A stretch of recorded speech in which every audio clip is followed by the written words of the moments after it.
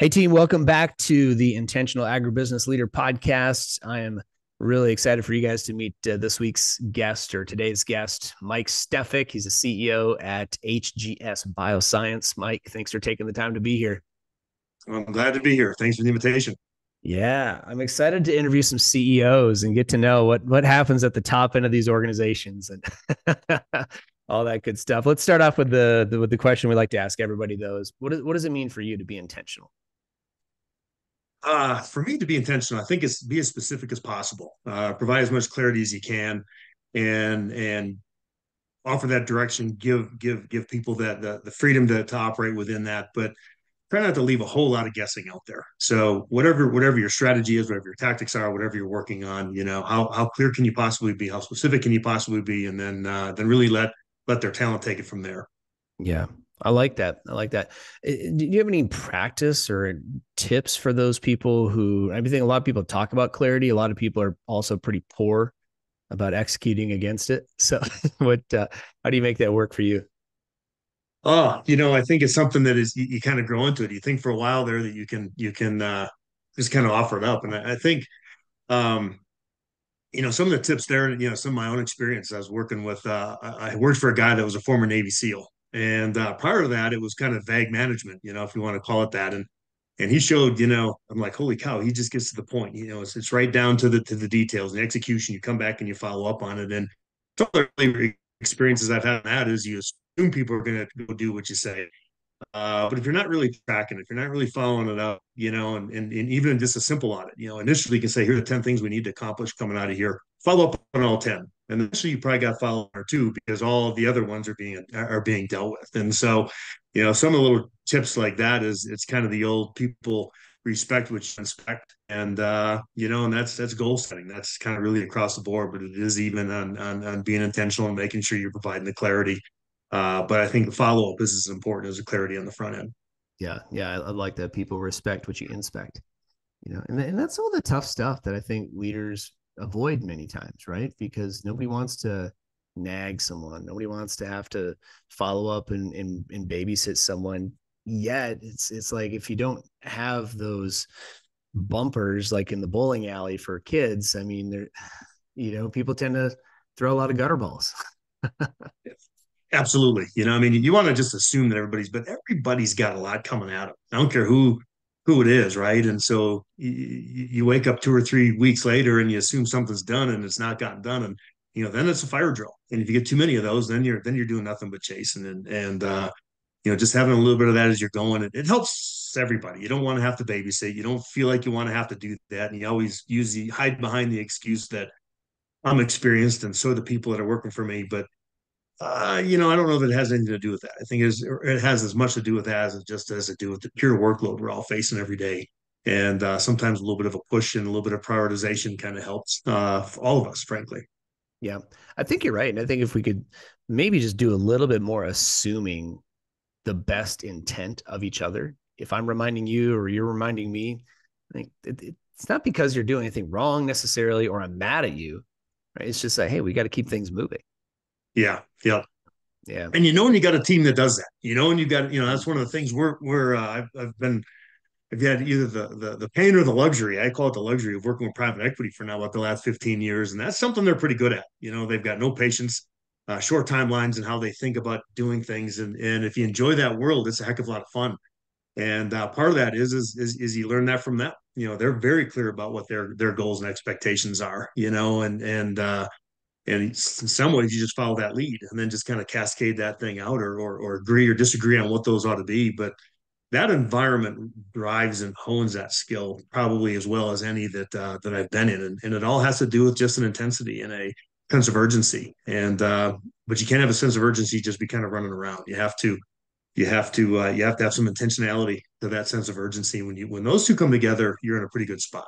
Then you're executed. Yeah. If you were a CEO and able to advise, say, employees, maybe other leaders within other organizations, maybe they're private equity owned or non, I guess it doesn't really matter, but I get to work with a lot of, or we get to work with a lot of employees from PE owned companies. Let's just say that. And sometimes they're on the receiving end of that sense of urgency, but they don't always understand the intention behind it, you know? So Yeah. if you were to advise them on how to hear, you know, maybe the urgent changes that are being made, or the 25% increase, you know, again, you know, this year that's being forced, or being, you know, they feel like maybe it's being Yeah. shoved down their throat. Let's be honest, right? Like, what would you advise? I'm just curious. I know this is way off script, but I think you're in that space. You lead a team that's in that space. You've been probably on the receiving end of that at some point. So I'm curious, what would you advise? First of all, I'd love to be back at a 25% growth rate expectation. Uh, I'm stretching. there, I like there's to a, think big, right? I want to think big. but I think what I've kind of learned on that side is when you say get your DSOs down, or something very specific, right? Or you've got to manage your AR, you got to do things. It's one thing to say go and do it and then inspect it, and track it.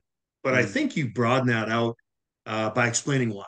And I think that's something over the last several years you begin to take for granted that everybody just knows this. And then you got to put yourself back in your own shoes 15, 20, I hate to say it, 20 years ago. mhm. The first time you learned EBITDA, the first time you learned what cash flow was or working capital was, right? You don't quite get it, and you got to recognize that not everybody has been through it as intensely, and I think or maybe has even seen it at all, depending on what their background is. And so it's one thing to go in and say here's a list of goals and expectations, especially around cash flow or something like that. But when you start explaining what does it mean, okay, if we can get the cash in early, if we do this, if we can push this over here, and you really kind of think out loud in some of those cases or explain it out loud, if we do this, we do this. Well, then what happens in their mind is they're not just looking at a particular number to improve upon, and then what did it do next week? What did it do next week? They're actually thinking broader than that, and they're thinking, okay, but if it applies there, then I can also do it over here. And I think that's the leverage you get, probably out of some of that explanation. So on one hand, it's here's the sense of urgency, here's the demand for the growth, or here's the demand for this metric. Uh, but then here's why. And I do believe that the better they understand why you're doing that, um, the better they understand that, I think the broader you can develop them, and the better the impact you receive from those employees. So, or partners, or whatever you're working with. So, I would say the advice that I'd give there is, is as much the why as the what. And if they can understand that well enough, then you get the true leverage. Then you get them thinking beyond just that, because then their understanding is broader and deeper. And Mhm. I think there's a lot of benefit in that. Yeah, I think so too, man. And I think that's where probably a lot of it falls short, because they feel if they're a rep, you know, maybe a product rep, and you know they're out there working with retailers. I mean, they may only understand, here's the marketing budget I have. This is how much I'm allowed to spend per account or per the year or whatever, and I got to go drive this much business. Maybe I don't even really know how that plays into EBITDA, Yeah, or how that, you that's know, right. how did, you know, what cash flow means. In fact, if you're listening to this, guys, and EBITDA sounds foreign to you and cash flow sounds maybe foreign, or you understand the concept but don't really know how it works, I would pop over to YouTube, pause the podcast, and go to YouTube and watch a couple 5-minute videos about what those are, to just get educated. And, you know, Mike, for me, what happened is I started going into the acquisition. I started looking at buying a couple of businesses. Okay.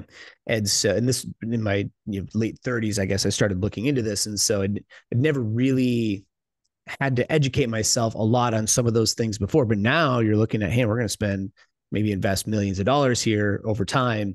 And this is, you need to understand how EBITDA impacts the multiple in the business valuation, so that you know that you're getting what you paid for. Yes. Yep. Right. And it really need to Mm-hmm. look at, how does that business cash flow and how do these things work? What happened? I never ended up buying the businesses, but it changed how I ran my business. Yeah. Right. Because Yep. so, like we, you know, you can't just run this thing off of pure passion and, you know, coffee all the time. You got to Right. make, you know, better financial decisions. Maybe you want to sell the business someday. So you need to, you know, set it up as if that's going to happen. And so it really caused me to step back and restructure the entire thing, because I learned from some of those things. So I know best practices, at least to help your people, if you're in a leadership role, help your people understand how the money works in the business and why some of these decisions are being made, because ultimately that impacts their families. Yep. So And you should always, I tell them, I say, you should always feel a little bit broke, in the business. Because if you've got a whole bunch of extra cash sitting around, you're probably not doing your job either. You should be investing that in additional growth. You should be doing other things with it. So it should never really change. And the more of that you can free up, and I think that's the connection. The more that you can free up, you should always feel a little tight and always manage the months and the days and the, and all the metrics along that on that cash flow statement or balance sheet, because it just enables you to do so much more, and Yeah. that's where the reward comes from. You get more resources, you get more.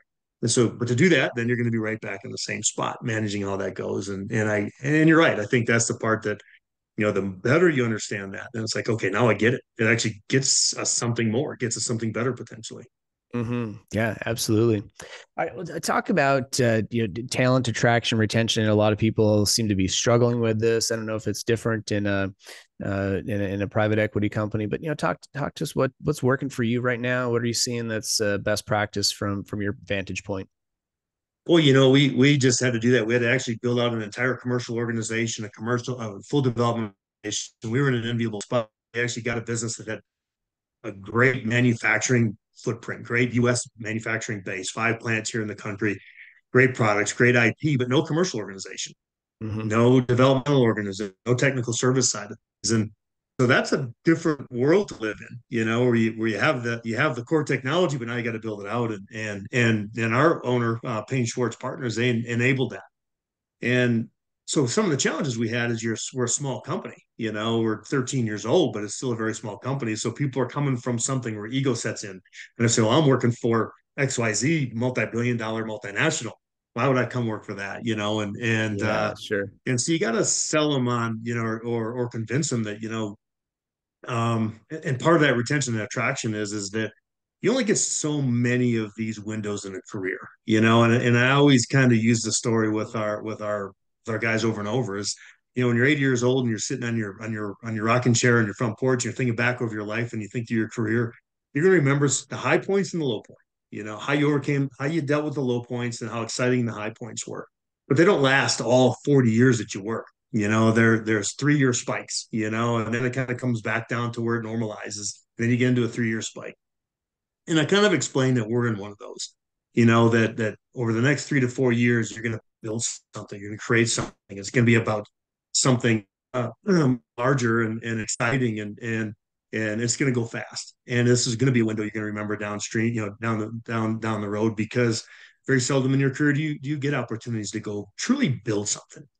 Mm-hmm. And so for that became a real big part of our attraction, and saying, hey, come jump on in. I can't tell you exactly how this is going to finish. But I do know that this is going to be an exciting time, and it's going to pull you kind of out of the doldrums of whatever you might be doing, and bring something to your life and your career. I mean, you spend 8-10 hours a day working, you might as well make it as exciting as possible. And this will definitely do that for you. So the retention part hasn't been a problem because we're 1 year old, in the Mm-hmm. new sense. But the attraction part of that thing was challenging for a while. And then as we got our feet under, people start kind of joining in, and you get them around my management team. They're all excited about what we're doing and what this thing can be. And so suddenly you can attract based on what you have, the Yeah. technology you've got, the assets you have, and then the vision, of where you're going, coupled with that excitement of how you're going to get there. And what does that mean to you? I mean, you can get paid anywhere, right? You can go get the same pay from just about anywhere you want to go. But now where do I get a little bit of that fire? Where do I get a little bit of that excitement and that pay? And it sure does make the career more fun and interesting. Yeah. Yeah. No, one of the things I loved you talking about getting out of the doldrums, I mean, to get into an environment like what you guys have created there, what you're working on right now, it's exciting, it's fun, and just getting into a new environment, but how do Yeah. maybe that's not possible for somebody listening right now. But maybe they're feeling a little bit lethargic in the career at the moment. I'm sure you've been through a moment like that. What's worked for you to kind of get the mojo back, so to speak, right? To get excited again. Yeah, it's happened a few times, and you you find yourself justifying it. Okay, I'm okay. I mean, all right, this is the day is getting easier, and I can do this in my sleep. I'm gonna maybe do something on the side or a hustle. I'm gonna grow a Christmas tree farm or something like that. And sometimes people can do that, and it never worked for me because I'd been moving so often. I was never able to go actually do something that Sure. was out there, and so then you have to kind of force yourself out of it. It's like, okay, what do you put your name out there? Do you keep your feelers out a little bit more? You want to be fair to where you're at, as long as they're paying you, you got to give them what they're due.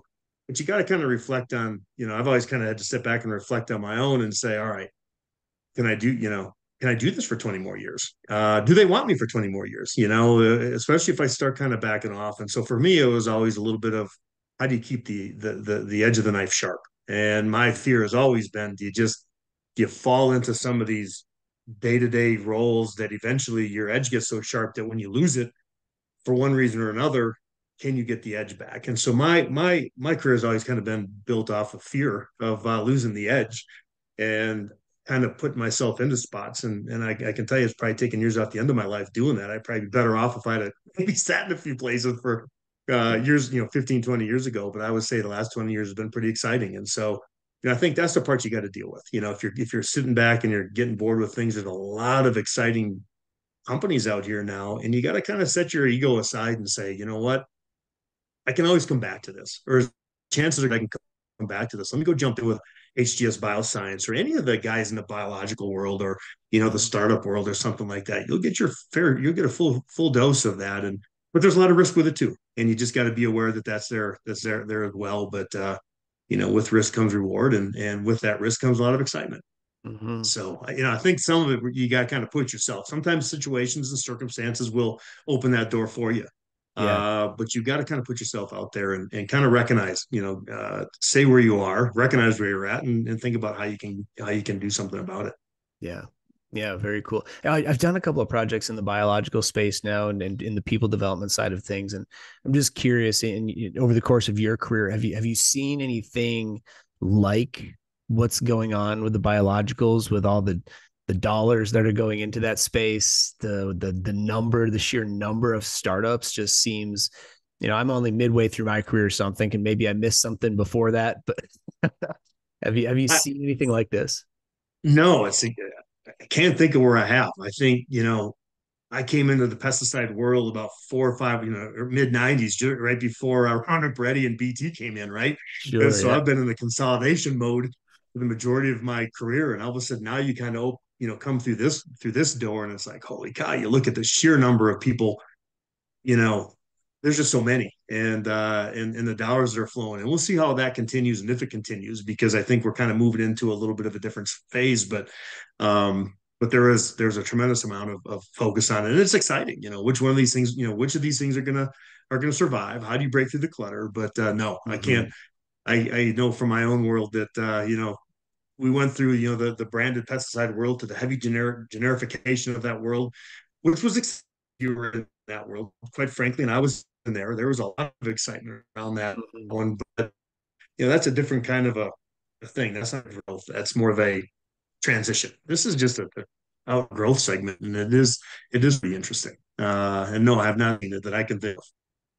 Yeah, yeah, it's a very exciting time. It's been fun to watch. I've talked to a lot of the companies and helped build a couple of sales teams in that arena so far, and it's just fascinating. Something I hadn't seen before. So I was curious from your end. So And I yeah, would just say, we're in kind of a neat role. It's a real collaborative type of a company. We have I don't need to sell on the company, but we've yeah, got a better mousetrap in an existing market.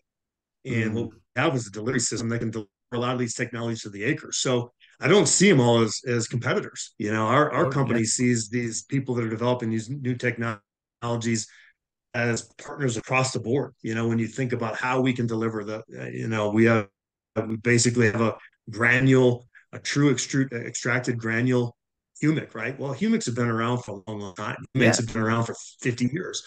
But we've got a better mousetrap, an easier one that can blend with fertilizer, can go on to all those acres. Well, that's step one. Step two in this project really is, how do you go collaborate with all of the people, as many as you want to, that say, okay, we can give you a ride on that because we're a good, safe environment for a lot of the microbials and the extra and sure, everything like that. And so I look at at the sheer number of people and say, with what we have, we are a delivery mechanism and a collaborator with a lot of them, and we're yeah, seeing that really coming through quickly now. So it's kind of a fun spot to be because of that. I've never seen it before.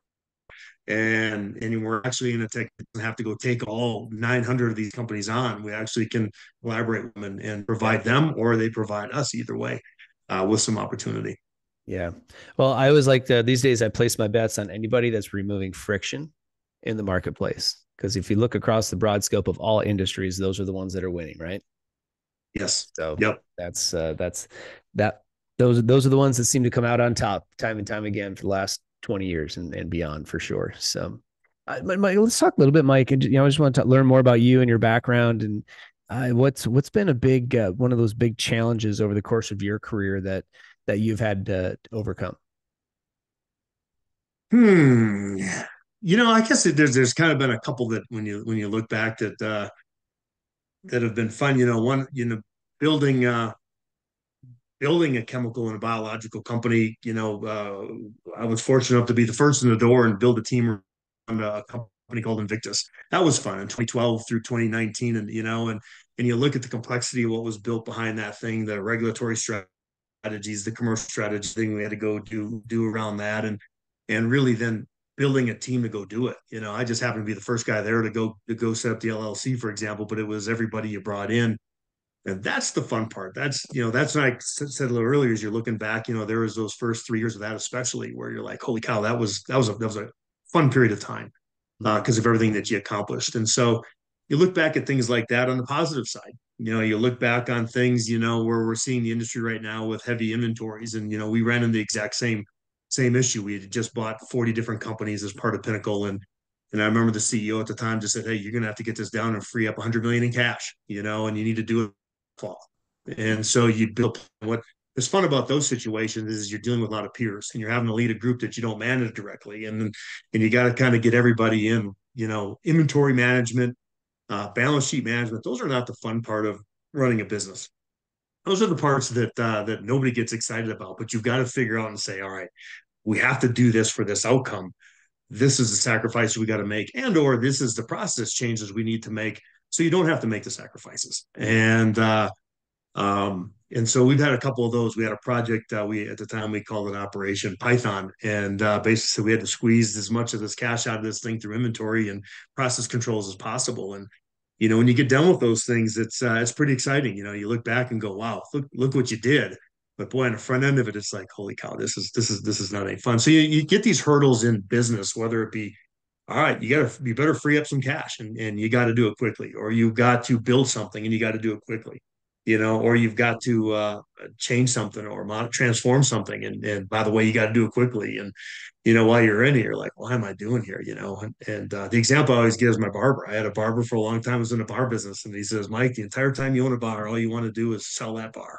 Because the entire time you don't own a bar, all you want to do is own a bar. He said, so you're never going to shake the feeling of the pressure and the stress you're under.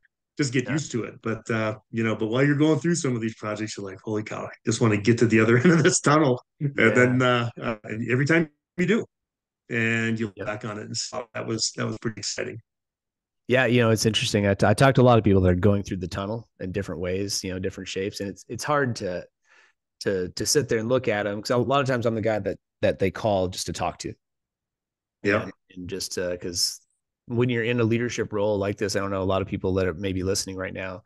What you don't know often is that the people that are leading your companies, they may have some different skill sets than you do, but by and large, they're just figuring it out one or two steps before you do. Right? A lot of people Yeah. are just kind of figuring it out as they go. We have this idea that leaders are this all-seeing, all-knowing, should always know the best path forward, and that's not true necessarily, right? So it can become a That's very right. lonely place because you're making decisions that impact families, right? You're Yeah. not just making, and yes, you're making decisions because we got to make more cash be available for whatever reason. We have to become more efficient or less efficient or whatever the decision of the day is, right? But you're making decisions that impact your people, and sometimes Yeah. that's heavy. So sometimes I get a call, right, and it's just someone just needs to talk about what they're Yeah. going through, and that's part of being an executive coach. But man, like what when you're going through those tunnels, right? How do you, and you can't really see the light yet, how do you keep your capacity up so that you can keep going? You know, that is a tough time. That's Yeah. especially if it's a negatively challenged, grow through something, you kind of be excited about what's on the other side. But sometimes you're just going through something that you just got to make it. And it is tough. And I think part of it is you just got to get up, right? And I've not had problems over in time because usually one is you just got to get up and get going, So don't sleep in, don't sleep your way through it. That isn't going to solve anything. And then the other part is set short term goals. Is what's got to happen this week, what's got to happen today, this week, next week, and you find yourself achieving whatever those might be and hitting those hurdles, and then you start putting a few of those behind you, and your confidence builds, right? So part of it is then your confidence builds and kind of the excitement builds. And so once you get back where you're running with the wind at back, it doesn't matter how long the tunnel is or how dark it is. You're running, and you're feeling good. And it's how fast can you get to that? How fast can you build the momentum around whatever you're working through?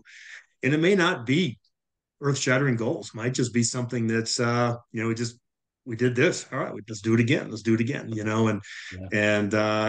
and like I said, pretty soon you put enough of those behind you that the confidence builds and the excitement builds, and you don't have to force yourself up. You're beating your alarm clock. You're trying to get to the next one, and to me, I think it's how fast you can start doing that. In those, particularly in those dark days, it's always easy to run when the wind's at your back. Yeah. And I've always said you earn your bonuses in the middle of the dark tunnel. You get paid your bonus when you get outside. It's always inverted. It seems like the toughest times are when you earn it, you don't get them. The easiest times when the wind's really at your back is when you get paid. But the work you did prior to that is what got you Mm-hmm. paid 2 or 3 years later, whatever it might be, if that makes any sense. Yeah. Yeah. Because Absolutely. it's what you do in that tough time is what pays off on the backside. Yeah, yeah, absolutely. Well, one of the things I loved about what you just shared there was setting short-term goals. So in our intention toolbox of intention, one of the things that we talk about is the third tool, in fact, is certainty, intentional certainty. So certainty happens in a couple of different ways. One is just reps over time. You just get experience. Yeah. The more reps you take over the longer time horizon, you're going to have more certainty because you have experience. That's what we call experience. But the other way, and this is what we advise, especially a lot of younger people or people that are maybe going through a tough spot, you can create more certainty, right? Because when you're going through the tunnel, your certainty is not high. You're right. Right? You're feeling That's alone. right. You're feeling like it's never going to be over. We're feeling like when's this going to be? Are we going to win? Are we going to make it? you know, Mm-hmm. by the way, people, that not only happens in business, that happens in other parts of life, like in marriages and in raising children and your personal investments and things like that too, right? So this can Yes. apply to all scenarios. But the way that we coach people to develop certainty is by making and keeping promises to yourself. Right. So I promise Yep. myself I'm getting up at 5. I'm going to do a little workout before I go to work. So even when I'm going through the tunnel, going through a tough time, I can get up at 5 or 5:30 or 6 or whatever. The time is irrelevant. Whatever time's good for you. Get up and go do a 30-minute like walk on the treadmill, do some push-ups, drink some water. Make that promise and then keep it. Yep. Promise yourself you're going to make 5. You're going to do 5 cold outreaches before noon today, and then keep that promise. And the Yeah. more you do that, little by little by little, your certainty builds. And so that's aligned with what you're talking about. You and I are aligned by saying, hey, set short-term goals, little things that I can do, and then go get them. And all of a sudden, what happens on the backside of that is certainty starts to build and build. And it may not shorten the tunnel, but it will make it far more entertaining to get through it. Yeah. That's right. Yes. Yeah, good stuff. Well, what real quick before we got to bring this in for a landing, Mike, what books are you liking right now, or anything that you've read over the course of your career that you think somebody should take a look at? Yeah, I would let me think about that a little bit. I've always liked autobiographies because typically anybody that's written about that's gone through dark tunnels and have come through it probably multiple times. And just getting, whether they be a coach, whether they be in business, whether they're in any phase of life, I think that's something that you can learn from. And I think that's the part that everybody goes through this in life, and so autobiographies are good. The one that really I think caught my attention was a book called Shoe Dog, which I thought was a brand new book, and it's I think it's 7, 8 years old already. It's the Phil Knight Nike story, and I don't Yeah. know where I heard about it, but I read that, and that's something that you go through the paces with Phil Knight, and a lot of different things on that is the risks he had to take, just the way he had to set the expectation that, how he had to live to build Nike. I mean, you look at Nike right now, think that must have been easy, and it far from it, and then even some of the little things like, when somebody offered up the name Nike and he said, well, I'm not a big fan of that. Maybe it'll grow on me, right? And you look at the power of that brand today, Yeah. and he didn't Yeah. even think it was worth, thinking twice over. He's like, yeah, whatever, I guess I'll go with it. And so it helps you with kind of that side of things. But then also when you look at, don't overthink some things. It'll kind of take care of itself. That brand Nike ended up being a pretty good decision, right? And but they could have called a lot of things, and it'd have been a pretty good decision more than likely. But I do like the scrappiness, of how he had to build that. And so if you're thinking about doing anything in business, it's just a good perspective check to say that Phil Knight wasn't always a billionaire. He was pretty well broke for a long, long time. And that book kind of walks you through in a pretty entertaining way. So Shoe Dog is one that I always kind Yeah. of recommend. Actually, I just wrote it down. I'm putting that on my Audible list when I'm driving kids to and from school. I'm going to start listening to that in the background. That's been because I watched earlier this year. We watched Air, Yeah. the movie about how they got Michael Jordan to come over and be part of their brand when they were completely the underdog at that point. So that was a Yep. cool story. So I recommend both the book and watching that movie, especially if you got holiday seasons or you got some summertime trips coming up with the kids or whatever. Depending what time of year you're listening to this, it's probably a good one to watch with the family. So. Yeah. Easy read. Yeah, absolutely. All right. Well, Mike, this has been fantastic. We're at the top of our time here, and I appreciate everything. We can find out more about HGS BioScience. I assume we can Google that, look at the website. Anywhere else that we should be checking in? You can go there. Hey, you can call me if you want to, or email me. There you But go. it's just bioscience.com. Take a look at it, and yeah, Cool. you get what you need to know there. All right. Sounds good. All right. Hey, thanks for being on. Thank you, Mark.